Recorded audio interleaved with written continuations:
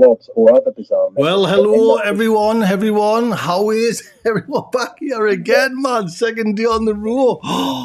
Mind. Good show lined up today. We have Steve from Green Side Up. First off, though, let me know if you can hear me fine, and then we'll bring Steve in and see if everything's okay, because the last time I didn't have audio on. So hopefully everything's okay. Give us a thumbs up. Let us know if I sound okay, and say hello in the chat, and let's see who's in there. We've got yes, Dawn Chorus Plot. Straight away, look at that, straight away. Sounds fantastic. Move that, because I can't see me notes there. Jim, hello Jim, nice to see you again, sir. You've got nothing better to do than what two old crazy old buggers on the telly. Right, hello Helen. Oh God, it jumped dead fast there, right. Let me just bring in, and he's grabbing a cup of tea there. He's in the wings there. He's just sitting down. Say hello. Let's see who's in before, because Steve's just grabbing a cup of tea there. Dave Holden. Hello, Dave. Everby. Hello. Stuart Perkins. Hello, Stuart, lad. Ali McGee. See you up the top there, Ali. Al McGee. Should I say? I think I said Ali last night as well. Ginger Pete from Derby. Ginger, how you doing, lad? Phil. How you doing, Phil? Tamal, how you doing? Hey, I tell you what, man, I think I'm going to turn the heating down in the house because it is cooking. So say hello to everybody, and we'll bring Steve in. Right, how do I turn this bloody heating? I've been on a long walk today. For me it was a long walk, 7 miles. Kind of beads way the coastal path with the dogs, me and my friend, and man, a little bit hot. So, today is, like I say, going to bring in a guest. Most times, hopefully, I'm going to try and badger Steve to bring Steve in. And we can all ask him some questions, because, to be honest, you can ask me questions, but I'll not probably know the answers. You know what I mean? When they start planting spring onions, fair enough. But Steve's got some knowledge there. If you watch... it might have been last video. Steve said, he's been doing this since he was kind of 5-year-old, taking notes. Do you know what I mean? Who takes notes when the 5-year-old in the diary about vegetables? You know what I mean? But so Steve kind of knows everything. So if you've got a question, and it's you want to have like Steve kind of talk about, we'll have a little chat, me and Steve there. In fact, let's bring in Steve, and let's see how. Stephen, hello, you are live on the Tony C. Smith Show. How are you doing, sir? Hi, Tony. Hi, everybody. Yeah, so, listen, Steve, I'm just saying, like, kind of, the knowledge you've got, just kind of, and I noticed this in your comments when I kind of started, it was just fantastic, you know what I mean? It was a certain, I seen it straight away, another level, and I thought, you need to get your YouTube channel, get that sorted, and you can give advice. So that's what we've got you on here for, Steve. Advice. I know, stuff like that. You keep pushing me to do more things, don't you? You push me. You got me onto YouTube. You got me making a channel. You got me doing this, that, and the other, and carrots and things, and all kinds of stuff. And now you've got me on here. But I tell you what, there's one thing you cannot do, mind you. You cannot get that watermark from that green screen. That XSplit thing. Yes. That's a top secret gardening method. I was on with Tip earlier. So, Steve, I mean, please come on, everyone. Put some in the comments for Steve, some questions. I'll start one off straight away then, Steve. If I was going to go out tomorrow and sow some seeds, what would you recommend, and why? Oh gosh, now, well, I would definitely get some beetroot and some spring onions and lettuce. Get some salads going, and then succession sow them every 3 to 4 weeks until September. Every 3 to 4 weeks. So get your salads going. Some radish, some beetroot, some spring onion, some lettuce. All those sorts of things, get them going. Cheap as chips, and they'll always pay you back. And definitely the radish. Where would any particular varieties are you? Well, as most people know, I love the Ishikura spring onions. They're brilliant. They don't bulb at the bottom. They don't get the round bulb. just a straight down onion, but I can seem to grow them better. Many people grow the white Lisbon spring onion. I've never got on with those. They're always sort of thin and strangly. Oh heck! No, Oh and heck! that's Who's the Daisy? hounds in the back there. Hounds in Oh, the back there. Daisy. So actually, when we're talking about onions here, I'll just see if I can pop this up there. Joe Rose is asking, when to plant onion seedlings out? So you've got your little seedlings. When can you kind of, would it be too late now, like, or too early now, or do you still have to kind of protect them under cover? As long as the weather's warm enough for them to get them going, and the ground is warm enough, you don't want to be putting them into frosty ground at the moment, which we're going to have some frost coming up, I believe, next week. So I would wait until after the frosts are gone. Once the ground's warm enough, just get them in and they'll start growing away, because onions are fairly hardy. And if you need to, if there's a frost coming, you can always fleece over the top of them. It's a game at this time of the year. You're playing with Mother Nature, and you've got to play her way, because she'll always win. That's what I was going to say, though, because you could have like a frost, back end of May. So I guess like what you say there, just fleece over and just take a chance, and hopefully they'll pull through. Well, yeah, this is the thing I want to say, especially for new gardeners. If you are starting, and I know it's a pain in the backside, but keep a journal, keep a diary, and write down everything you've done, what the weather was like the week before, and what it's forecast for in a couple of weeks. Then when you look back next year or in 2 years' time, you can form a picture of what was going on and what worked and what didn't. After a couple of years doing it, you don't really need to do it anymore. Right. But yeah, definitely keep a journal for the first couple of years. Now I'm just going to show you there. Coastal Garden, Steve.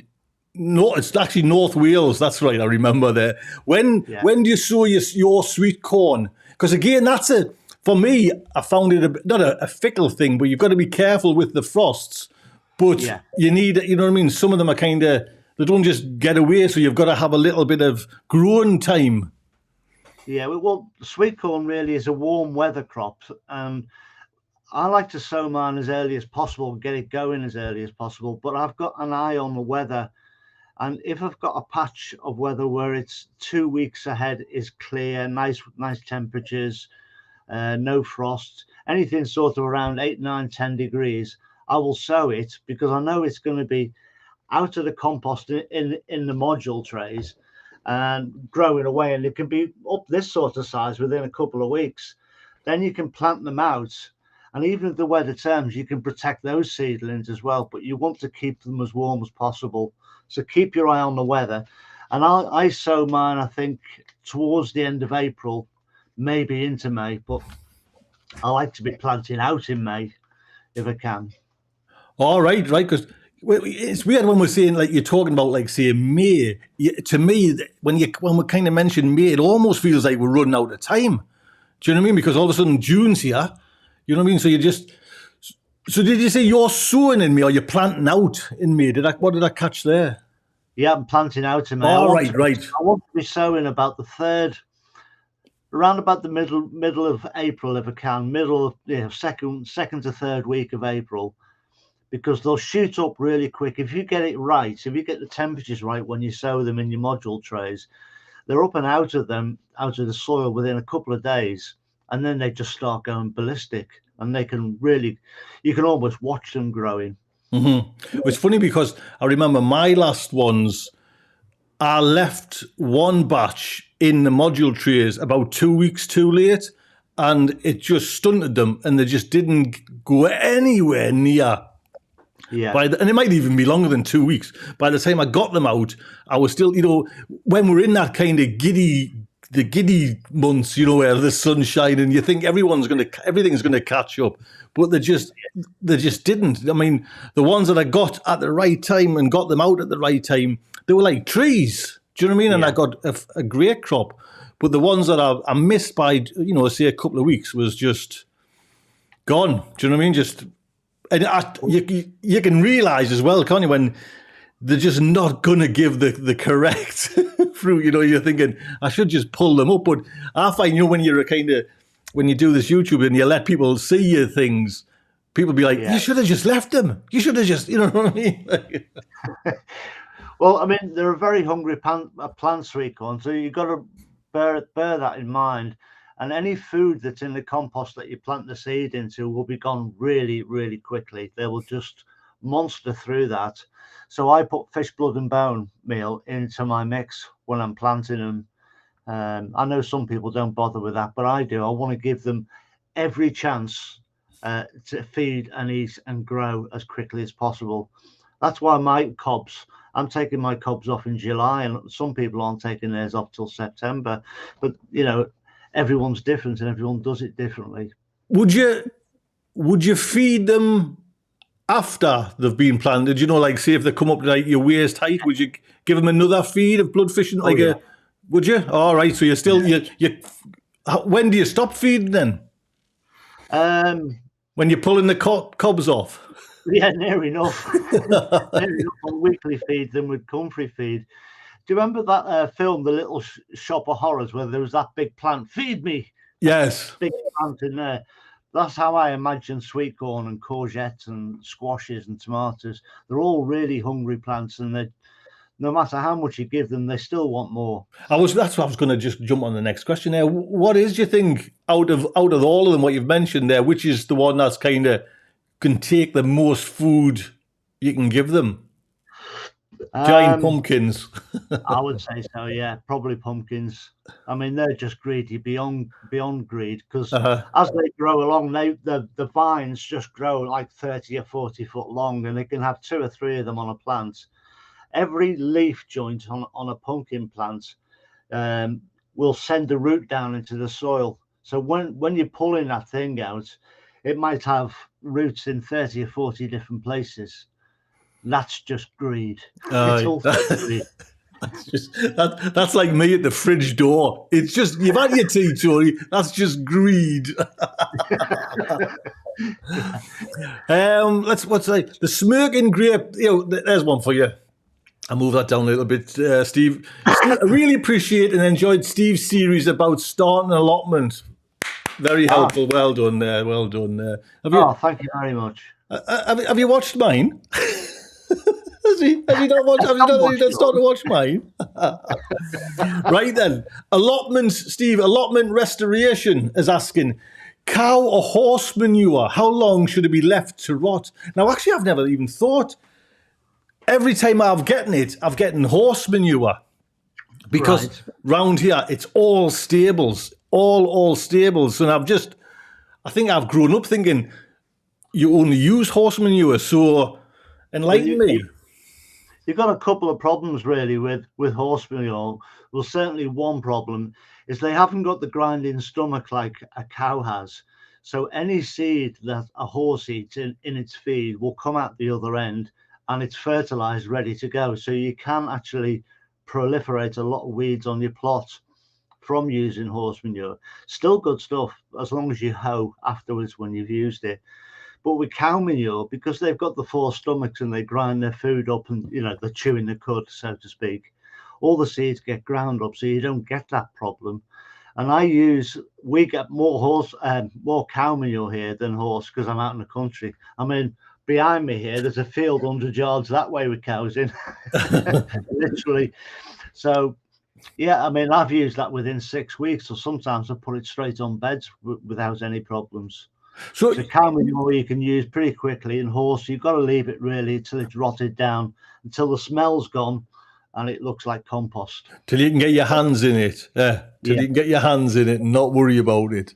Yes. So you getting cow manure? Because, like I say, it's a nothing around here. Do you mean I don't think I've seen a cow around here? So are you getting like the straw as well? Is it like bedding that they've brought the cows in for the winter? Is that the kind of right? Yeah. It's not like you're not going in with your wellies over in the morning collecting with a shovel. I wouldn't say I wouldn't ever do it, because I might do one day, but no, it's generally in the cow sheds. We've got a couple of dairy farms in the village, and they've got these big machines with squeegees on, and they run up and down the cow sheds in the winter, and they squeegee all this stuff up so it's bedding and bits of baler twine and lots and lots and lots of poop. So that's what we get. And And do you get it? Steve? Do you use that every year? Are you feeding your allotment with, or just like go, I don't know, like say bags of compost root or like your own homemade compost? All of it, and everything. Whatever I can get my hands on, I'll use compost it. That's part of being versatile. You know, I do use horse manure as well. I know a stable's just down the road where I can go and collect it, and it's already bagged up for me. I know another one where a farmer will actually deliver it for me in a tractor, you know, just for a tenner or something, and you get 5 or 6 ton of. So you're lucky there with when I kind of looked at when I was doing the Google thing. You've got a lovely where a tractor can get in with a trailer and just dump it at your gate. Is that right? Yeah, it isn't. And my front fence of my allotments is I've fixed it up so it looks like fence panels, but I can take them out and a tractor can back right onto my plot. Oh, so he even dumps it into your garden? Yeah. Into a compost bin. Yeah, that's why I have that front space on the allotment that's clear, that's ready there for dumping. I'm sorry, everybody, folks. Steve had to go away soon now. I'm rather upset. That bloody hell, man. I've barreled or wheelbarrowed. I don't know. They dropped it one load I ordered when I first kind of come here and got a load. And I must have been on for hours, like barrowing this bloody horse manure. Do you know what I mean? It's just like, look at the size of that garden in the background. Let's see. Let's get rid of that bloody man. So is this your flying? Is this your dronemanship? Yeah, you just see it on the corner there. I did. The clear area. That's where I get it done. That's why I put that up. So I can see actually you've got your new tunnel there as well. So is your new? Yeah. While we've got this video up, then did you have success with the? I can't remember if you had success with the tomatoes, or was there a drafting with the tomatoes when you put them in that tunnel? Well, last year. Aye. Last year they were very good, the tomatoes. I used the side shoots in the new tunnel at the back, and I had a brilliant crop off them. So we used the side shoots off the normal plants, grew them on, and they just grow fabulous. Let's have a look there. I've got Sharon. Sharon's here is asking, just bring that down. Sharon Hawley is asking, which peas would you use for sprouts? Is it only salad leaves as such I can get my kids to eat? It's only the salad leaves, right? Well, this year I'm using a variety called Meteor. It's a first early pea. And I would always try and use a first early for the salad, for the pea shoots to go with your salads. And they're delicious. Just tell them they taste like peas and they'll eat them and they will taste like peas and they'll love them. Steve, have you heard of, let's just have, I'm just going to go to this razor cam. This is the ones I'm going to kind of use. I got them off Ian from Grown Local, tendril peas. Tendril peas, yeah. Have you heard them? Yeah, that's what he's. Aye, that's right. That's what. And so I'm going to have a bash at them maybe in a couple of weeks. I was going to do it pretty early, but I think I'm going to wait a couple of weeks for that. Oh, dogs! Right, behave yourselves. Man's important bloody time there. Right, Steve. Let's just get Steve back on there. I've lost you. There we are. Handsome fella. For an old fella, still got it. Right. Let's just do. All right. Karen, look. Steve is asking. Steve, what is your favourite vegetable to grow, and what is your favourite vegetable to eat? Nice question, Karen. Oh God, I would say favourite vegetable to eat is more of a fruit. It's tomatoes. I love that. Favorite to grow, that's difficult. I would have to say something like beans, because they just grow from nothing and they just go ballistic and cover a whole area. Beans have got to be a favourite, I think. That's a good answer, that beans, because I was thinking like what for me as well. Like you see, tomatoes. I mean, tomatoes are the holy grail. I think I don't know if that's the case for most people, but most people around here, it's like your allotments, your tomatoes, and then everything's like goes out from there. Do you know what I mean? But to grow and that's an exact what I would have thought as well. The beans, because I got one off Ian from Growing Local last year. One plant. Yeah. Fed a family for about 12 pickings. Do you know what I mean? Wow. Like a good boil up. You know what I mean? I don't know what the hell he give us. You know what I mean? And I was hoping to get like loads, but it didn't happen. I just got the one. But what a crop. You know what I mean? What a crop. Brilliant beans. Really are.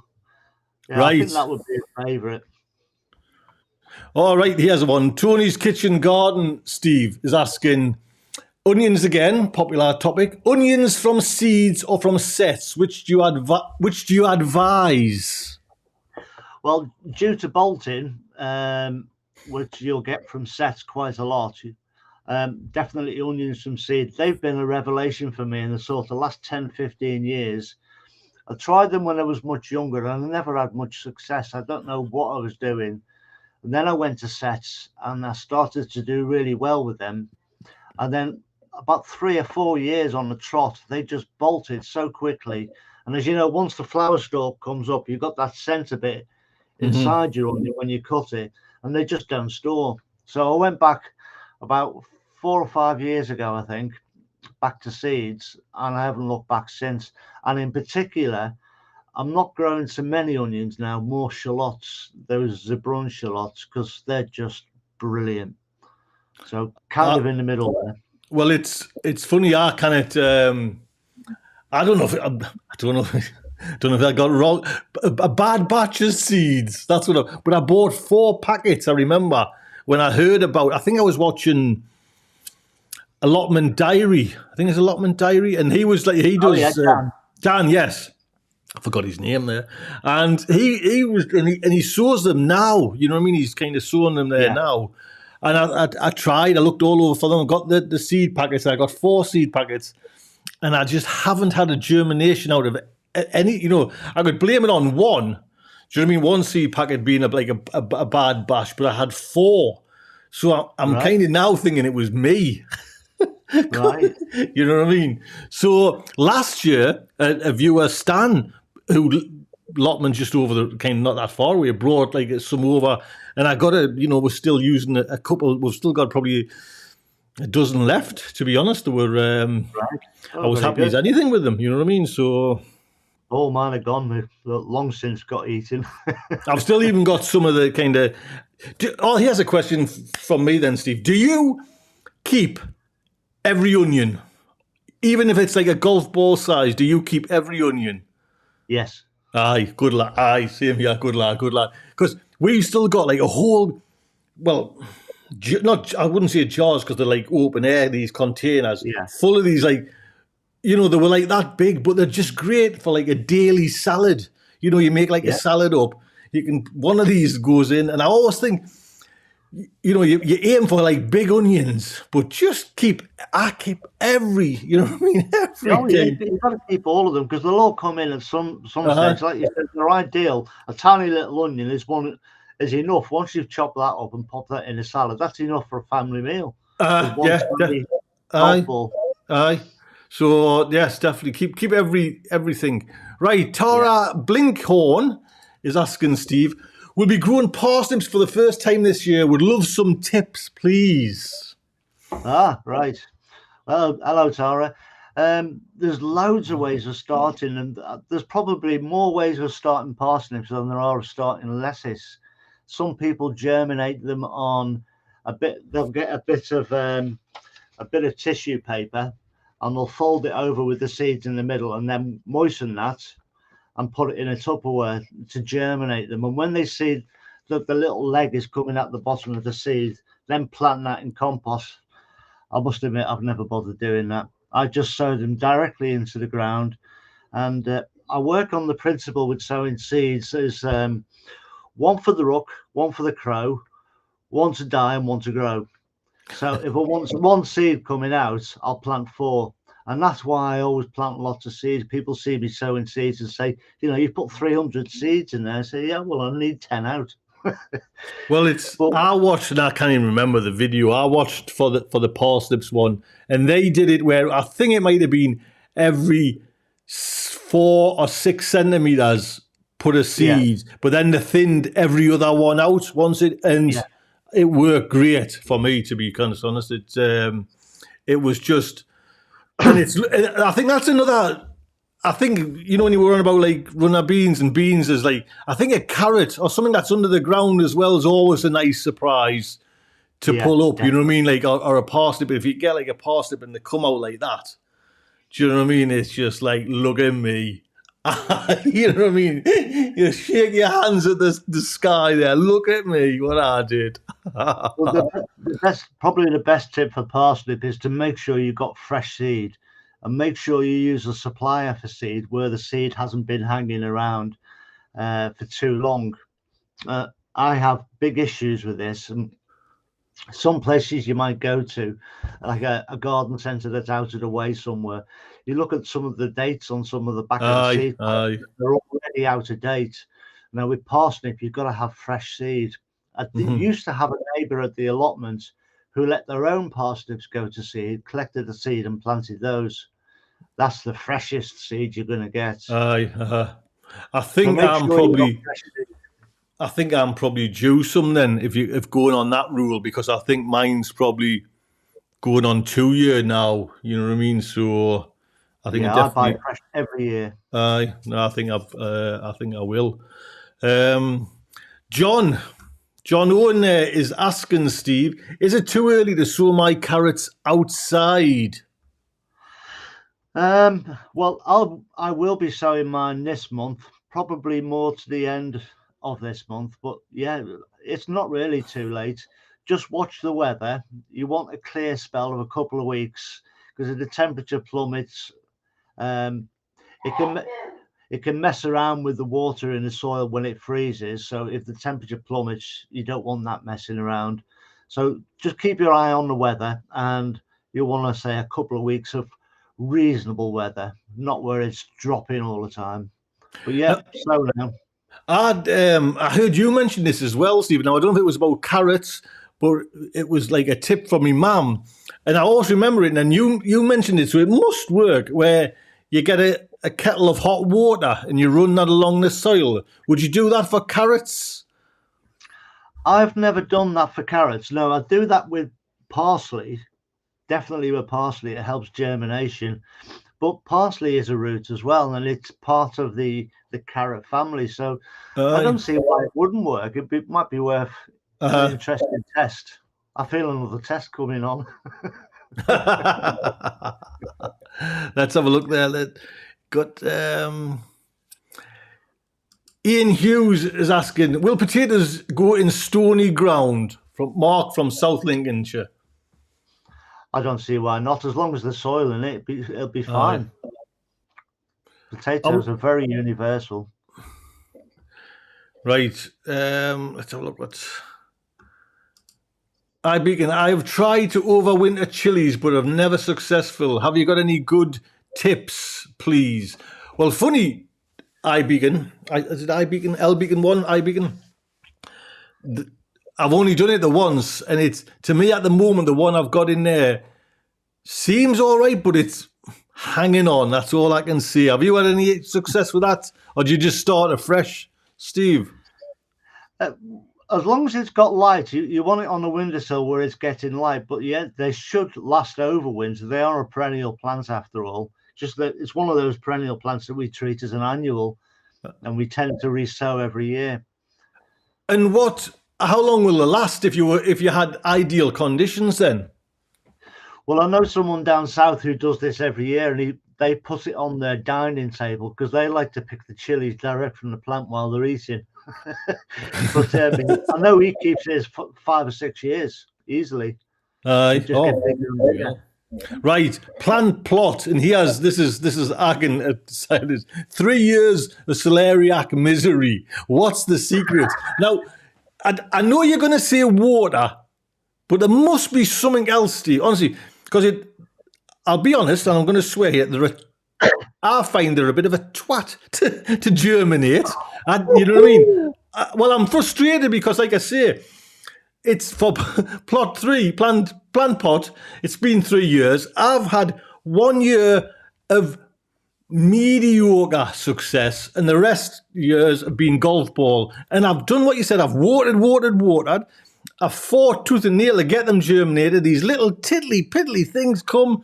You know what I mean? Like, see, and then by that time the compost is, because they seem to just go that size for ages, and then the compost kind of goes stagnant. I'm thinking, what do you got to do to get like a decent?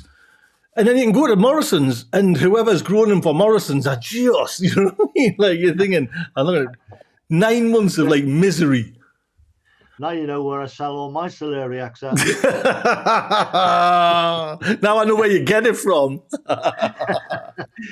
Now, you need good, rich ground. They love feed. They need feed. They're another hungry plants. They do need lots of moisture. And the art with growing a celeriac is pulling the leaves off the sides. A celeriac is actually a series of big scars all around it. And as you pull the next green leaf off, you pull it down, and it leaves a scar on the plant, and that starts to swell as the plant takes on more nutrients and water. So you've got to imagine it as the more leaves you pull off, the bigger that scarring tissue on the plant will be, and the bigger your celeriac will be. But you need the good, rich ground in the first place. But I think you've got a problem with your ground anyway. It's me. Well, possibly. No, I think your ground's lacking in nitrogen. Right. And what would be the best remedy, or the quickest and the cheapest remedy for that? Put some nitrogen in it. It's funny how, you think you've got like a good garden. Like I say, I've kind of fed it every year. And then obviously along comes one veg you grow and just takes everything out, and you don't realise it's just all gone. Do you know what I mean? Yeah. So let's just have a look here. Kevin Room. Oh, that's the same one. 1 second there. Kevin there. Good evening, Tony and Steve. Great to see you together. Please help me. Is there a remedy to get rid of club root? Thanks and take care. Club root's one of those things that if it's in your soil, it's in your soil. And I think, and I might be wrong, because I've never actually had it, club root, but I think it's in your soil for about 30 years. But you best check up on that. But you can keep club root at bay by checking your pH and adjusting the pH of your soil. It tends to come into the soil. Club root is more prevalent at pH 4, I think it is, when your ground becomes so acidic. So this goes back to what I was saying in a video well before Christmas. Checking your pH is so important, and getting that balance right in your soil before you start growing things to alleviate these problems. Now, to raise your pH from that 4, from the acidic, up to somewhere a bit sweeter and where you need it to be, you add lime, and that will ward off club root. And you'll see a lot of gardeners, when they plant brassicas, they'll be throwing dust all around the roots of the plants and in the planting hole when they chuck it in the ground. So I don't think you can physically ward it off, but I think you can guard against it quite well. Let's have a look then. There you go. All right, Joe Rose is asking, Steve, do you grow beans for drying? And I'm guessing Joe's on about, say, like keeping, like, I don't just mean just for seed to replant next year, to like, for cookery and everything like that. Yeah, I have done it a few years ago. I used to grow some of those beans that I think you grew them last year or the year before, the Borlotti beans. Yeah. I grew those a few years ago and saved them. But I got to the point where I thought to myself, well, I can easily freeze some like broad beans, I've got some broad beans in the freezer now. I can easily freeze them and use those, because the seasons are so short, and because I grow over the seasons seasonally, if you like.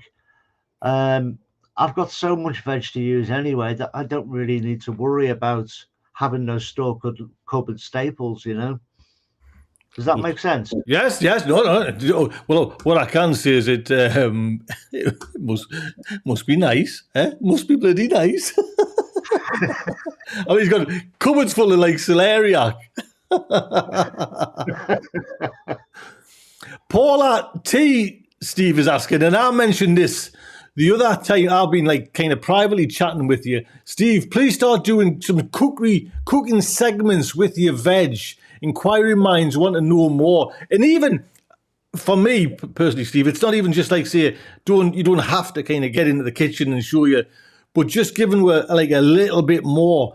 You know, you mentioned we talked about is the Vichy carrots that just clicked my interest. You know what I mean? And if when you described it to me, you know, when we're off air, kind of the other night, it was this like. If I'd known, I would have done that straight away. I would have had a little crack at that. And you being, am I right in thinking you're an ex-chef? I am, yeah. You know, so, God, is there any? Would you do that in your shows? You know, like, because it's easy to pull out a couple of leeks, and all I know for leeks is chop them up and use them as like a base kind of stock, or you know, like base like for your kind of soups and stuff like that. But if there's other things to do with them, you know? Oh, there's always hundreds and thousands of things to do. I mean, I was a chef and I was incredibly fortunate. I landed at a hotel in Berkshire. Now, most lunchtimes, there was somebody from the royal family in there. And every day I was meeting celebrities at the place. That's the sort of clientele they had there. And the Roux brothers, you might know them, they were just around the corner. It was an incredibly expensive, wealthy area. And that was the sort of clientele we had.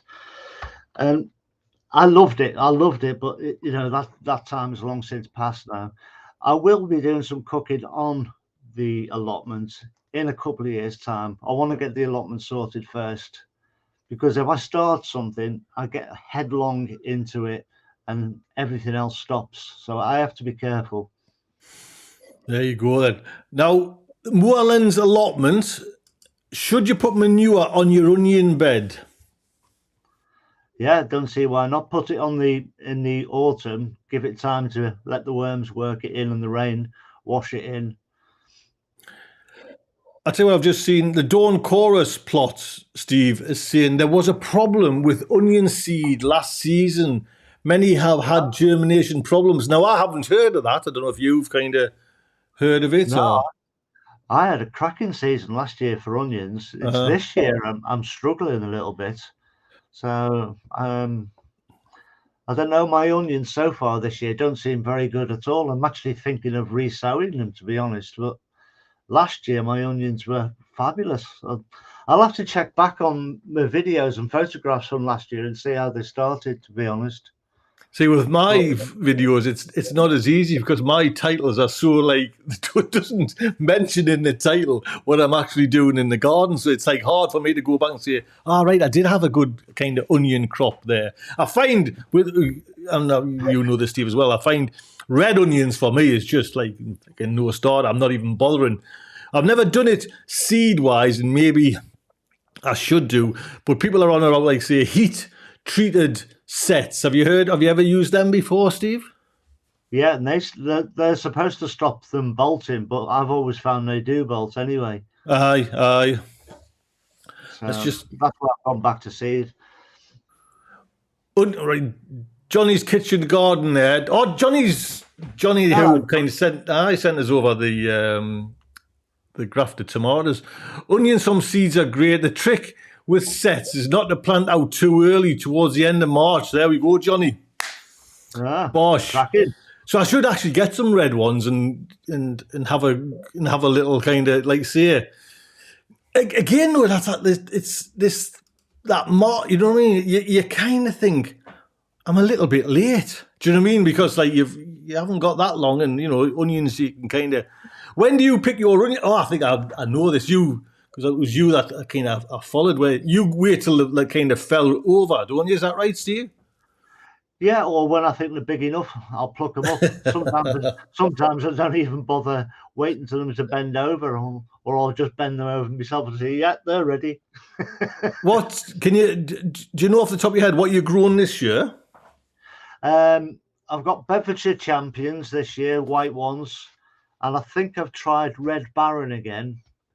And there was another one I've got. I grew the American one last year. I don't know what else I've got. Oh, I've got some Kelseys, I think. I've got some Kelseys. Right. Funny, last year, Steve, someone mentioned in the comments that they'd given up because of Bolton and everything like that. They'd given up on onions, but they'd bought like already grown onions. And these Kelsey, is it Kelsey? Well, I think it's Kelsey, yeah. Yeah, and they bought some, so I thought, oh, I'll do that. But I put them in that top bed, and there was obviously some bloody onion rot in some of them. But the ones that worked, they go big. Do you know what I mean? There's no getting away from them. They're big. Yeah, the Kelseys have been used for exhibition ones for quite some time, and there's another one, a sister variety. I think it's called Ailsea as well. I haven't tried that one yet, but that's another show bench one. So they go big. There's Norman Bosted's asking, he's going to give supermarket peas a go. So I think Jenny said it's worked. I've never tried it. Have you tried? No. I think they're talking about Marifat peas. Are we talking? Is that what? Or like? All right, yeah. No, I've never tried that. Well, I did at school. We all did that at school, didn't we? In a jam jar with a toilet roll in there. Did you never do that? No, we did. No. So you were taking an interest in stuff like that. I wasn't. I was out lighting fires on the moors and everything when I was kind of a little tinker when it came to that. Well. Mims Plot and Garden. Here's a good question for you, Steve. And Mims Plot and Garden's asking, can you grow potatoes from seeds of the flowers? Just wondering. You can, but you don't know what you're going to get. There's no guarantee of what you're going to get. I have tried this in the past, and you can have different coloured leaves and different coloured potatoes. And you can even have different potatoes on the same plant. There's no guarantee of what you're going to get. Right.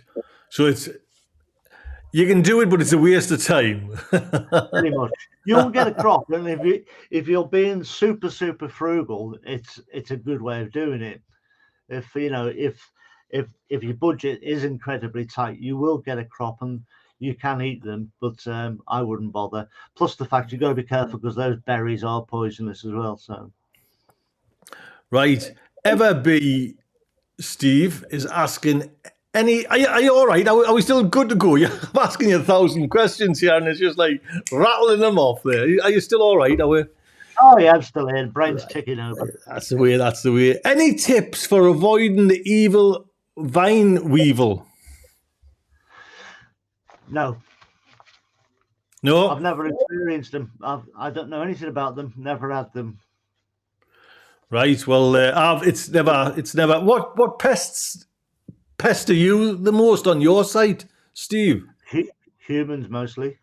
Is that the do you get bothered with like kids getting into your allotment or out, or? We get a little bit, probably the same as everybody across the country. Occasionally something goes missing or gets broken. I think that's standard, and you get used to it as part of being on an allotment. It's not your back garden after all. But pests, we have rats, mice. Rats aren't so much a problem. The mice are a pain. In fact, one of them has actually bit a hole through my big polytunnel and made his own doorway to get in, the little buggers. Never. So how are you getting next week? How are you getting rid of mice then, Steve? Are you poison or traps or?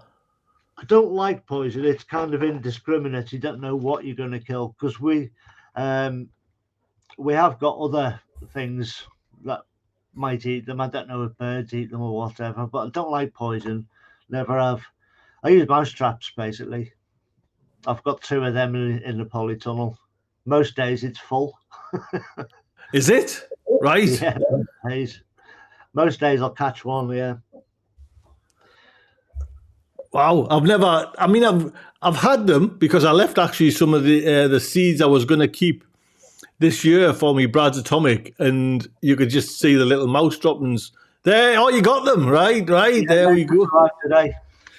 So while we're on then, Steve, because you mentioned, I'll just put a little quick picture up there. These crazy. Now, what are these called? Crazy something seeds. You're asking Audrey because can you only get them in America? These tomatoes. It's the only place I've found them. And look at that. The crop on that, I'm sure, I don't know if you can see that, Steve. Like the crop on is just out of this world. Like the amount of tomatoes on this, like these vines or whatever that this person's holding is just like monumental. I was looking at Baker Creek seeds a couple of months ago, and that was one that caught my attention. And you know how it is, you walk away from the computer or your phone or something and you forget you're looking at something and you forget to order. So that's why I was asking, if Audrey could get them for us, because it's a 2-month lead time to order from Baker Creek, which would be too late, obviously. So I wonder why. Is that a 2-month lead time just for them particular ones, or just because you live so remote? It's got to go over ferry and tram and horse and car to get here. It takes a donkey such a long time to get over the top of these hills. Oh dear! It's a 2-month lead time to dispatch to the UK from America from Baker Creek seeds. Right. I wonder then. That wasn't the case. So I wonder if that's to do with all like restrictions and everything of like the past couple of years. I don't know, to be honest. I didn't see anything about Corona on there when they said it. That's just a hell of a long time because you've got to be on the ball. Like it's your sleepy time when you kind of you don't have to think about gardens when you should be ordering your seeds then. Like 2 months bloody time, man. Now, Moreland's Allotment's actually saying nematodes for vine weevil. I used nematodes for the slugs, and I found that tremendous, Steve. To be honest, last year I did. That's did really I do good. 2 or 3, possibly 2 coatings? It's like a 6-week gap kind of thing, and I just as if the whole lot had been gone. You know what I mean? And I thought I'd kind of messed it up because it went like a very dry period, and I was thinking, I've messed it up. Do you know what I mean? But it doesn't stop snails, but I didn't get that many snails. So shoulder's giving us chip there. Oh dear! He's getting too old, man. Too old, this boy. But the nematode stuff was tremendous. Do you use it, or you? I have done in the past. I haven't used nematodes for 2 to 3 years now. But yeah, they're really good. The reason I haven't is because I've been trying to make my own, to be honest. And that's something I'm still playing with, and I'll have another go this year. Right. I remember it's because I work in like the water industry, and we always kind of on the sewage side of it. There's like. They were going down the road of trying to find good bugs to eat the bad bugs in a certain process. When the sewage water comes in, it gets all like kind of filtered and raked out, all the heavy stuff. Then it goes into these like settling tanks, and then that water, which is still mucky, goes into these what we call aerators, which spins the water around and creates loads of oxygen, which is like a great environment for good bugs to kill your nasty bugs. So we brought in visual picture now of you throwing bottles of Yakult into it. You just die, and the bottle. So and it worked. Do you know what I mean? And you could see like they would take like microscope slides before, and there was like a certain kind of bad bug all wiggly on your microscope side, and then when it came. I don't know what, like a month later, it was just all good bugs. They're like a totally different eye. So, well, do they all have halos or something? Well, I'm sure if I'm right in thinking, the good bugs were the long, wormy looking ones, and the bad bugs were like little like a few years ago, mind you. You know. So, You've slept since. right. Let's see. So then they were called. Audrey's just mentioned there. These are Barry's Crazy Cherry Tomatoes. Yeah. So Audrey, I'm taking Audrey's sending you some of them. Is that right?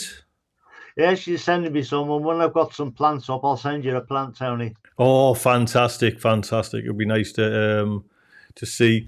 Oh, Mark's saying there, he put an order in for Baker Creek, and they only took 2 weeks to be delivered. Oh, right. Well, where is he? Is that Mark's allotment plot? Yeah. Oh, so he's only in Scotland, isn't he? It's probably nearer to America. So, like I say, I've never had that. Like I say, it must be something new on the website because I've never seen that 2-month kind of lead time. I'm sure it's when you put your name and address in. You know what I mean? Steve Randall's, oh bloody hell, he'll crucify you. Let's hopefully put him off. We'll send them something to put him off. Let's see if there's any more questions. Come on, please put some more questions. I know we've gone nearly an hour, which actually that's long enough, I think. Steve, let's kind of slowly wrap this up then. So we are now on the 8th of March. So this week, over this next few days, what do you think you're going to be doing in your allotment? Because if I'm right in thinking, most days you can get up there and you're on top of things. Reasonably so, yeah. I mean, I haven't physically been to the allotment for 2 days now. I only went quickly yesterday morning and quickly today just to say hello to someone, let them pass on some information. But I've done no work on it yesterday or today, and it looks like I probably won't be doing any tomorrow either because we've got other chores to do, other things. But tomorrow I'll be sowing some seeds at home. I've got some eucalyptus seeds I want to sow. And then when I do get back to the allotment this week, I'm still making those raised beds at the back of the plot. So I need to do those. And then it's seed sowing time again. I've got a load of flowers to sow and some veg. Yeah, it never stops. Never stops. Listen, Steve, what can I say? A huge thank you for coming on. It's been. Thank you for having me, and thank you for putting up with me. Pleasure. And big thank you to everyone who's asking questions because, to be honest, I didn't write any notes, Steve. I never even thought about it. I've been on this bloody 6-7 mile walk, and then we sat down to do the test, and I went, you know what? I have got nothing to ask. I can ad-lib the odd thing, but I said I haven't got a decent question among us. So a big thank you to everyone in the comments for. What I will do, Tony, is when you publish this later, I'll read through all the text, and if there's any questions in there that have been missed, I'll try and pop it into a video over the next week or so. Well, I think there's quite a few, to be honest. It was like it was getting away from us at one point there, the chat. So yeah, I haven't hopefully been able to see any of the chat here. So, and I'm trying, folks, there to hopefully. We'll try and get Steve to make this like kind of semi-regular. You know what I mean? I don't want to kind of hamper Steve too much and pin him down, but if he can come on, he's more than welcome. He said to come on. Oh, here's Daisy coming in there. I don't know if you can see her. She's knackered as well because I just took Daisy on the walk and she is shattered. So we're trying to get Steve on, and I'm hoping, Steve, as if this is okay with you, because I was going to swap it round so we're on Mondays for this questions and answers. I don't want to kind of use the term gardener's question time because the lawyer's letters might start flying. You know what I mean? So I was going to start doing these kind of shows on a Monday, and then maybe a Tuesday we'll waffle and just have a laugh kind of thing and see if I can come up with some things. And that also I'm going to try and get Audrey on now as well, and have Audrey on as a guest, because it'd be nice to actually. That's what from Audrey's on the other side of the pond, so it'd be nice to kind of. I'm presuming she's got possibly the same type of weather. We'll find that out next week or the week after when we get Audrey on. Just what it's like to I think I've got Audrey on Facebook, actually. Is it A Little Dirt Never Hurt? If she's still there. You can ask I'm not her. sure. She's going to jump on after we've kind of said goodbye, so that would be nice. All right. But a big thank you to everyone who's kind of come over, who's, Thanks, everyone. yes, it's been nice, been a bit of a blast. We will, and if you want to find out what that X-split new gardening technique is that Steve's highlighting, yes, it's just let me know. Right, everyone, look after yourselves. Cheers, everyone. Take Bye-bye. good care. Toodle pip, thank you very much for joining, and see you next week. You might see we're in videos before that, but we'll see you next week. Take care. Bye, all.